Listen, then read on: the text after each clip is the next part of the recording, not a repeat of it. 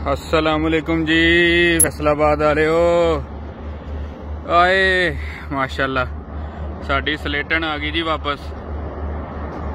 कल 44 degree temperature सीगा ते ये 1:30 बजे 3 बजे शो हुई है 2-3 दफ़ा, उस तो बाद बरीक चली गई सी ते ये माशाल्लाह अज आ गई है, बैठ गई है।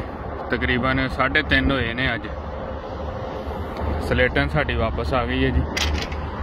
2 कबूतर बाजी दे विच रात रहे ते अज वापस आ गए। थोड़ो जी दोस्तों नूं मोहर दिखाइए जी, लाओ जरा इनू थले। लो जी एक है मोहरा देख लो जी, दूसरी है मोहर है साड़ी सलेटन मादी है जी। है देखो जी सलेटन जी।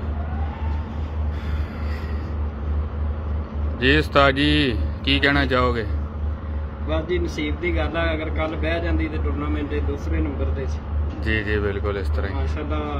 बस नसीब की गल होती है जी।